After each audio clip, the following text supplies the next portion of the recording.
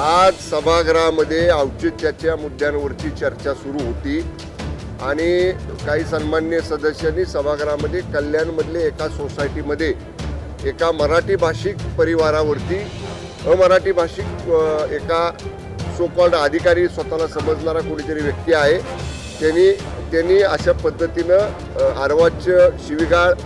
आणि विशेषतः मराठी माणसाचा अपमान करणारी वक्तव्य किंवा मराठी माणसाचा अपमान करणारं भाष्य त्या ठिकाणी केलेलं आहे आणि ते प्रकरणावर सभागृहात गांभीर्याने चर्चा झाली आणि त्यामुळं माननीय उपमुख्यमंत्री अजितदादा पवार साहेबांनी सभागृहामध्ये या प्रकरणाची सखोल चौकशी करण्याचे आदेश दिलेले आहेत। अधिकारी किती वरिष्ठ स्तरावरचा असला किती मोठ्या पदावर जरी काम करत असला तरी कुठल्याही जाती धर्माच्या व्यक्तींचा असा अवमान करण्याचा अधिकार घटना संविधान कोणालाही देत नाही। हे राज्य कायद्यानं चालणारं राज्य आहे, त्यामुळे या अधिकाऱ्याच्या संबंधित जे उपस्थित केलेला आजचा मुद्दा होता सभागृहामधला त्याचा सविस्तर चौकशी अहवाल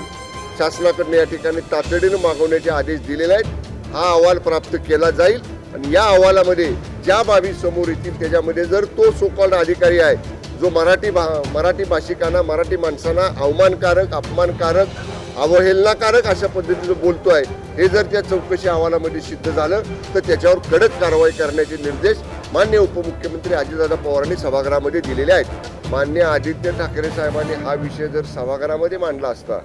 ते आम्ही त्यांना शोधतोय सभागृहात दिसत आहेत का, ते सभागृहामध्ये दिसत नाहीत, ते माध्यमांपुढे येतात, इथं बोलतात आणि पुन्हा अदृश्य होतात। त्यामुळे त्यांना जो कळवळा आहे मराठी भाषिकांचा त्याहून ज्यादा कळवळा आम्हाला आहे, सरकारला आहे, माननीय शिंदे साहेबांना आहे। त्यामुळं मराठी भाषिकांच्या मराठी माणसांच्या पाठीशी हे सरकार ठामपणे उभं आहे आणि म्हणूनच आज तातडीनं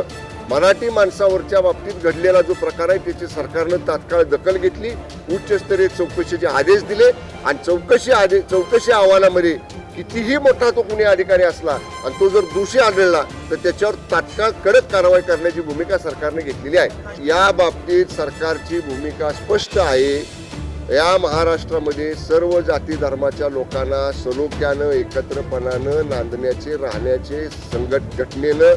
कायद्यानं आपल्याला अधिकार दिलेले आहेत। जातीमध्ये तेढ निर्माण करण्याचा, एखाद्या समाजाला हिणवण्याचा, एखाद्या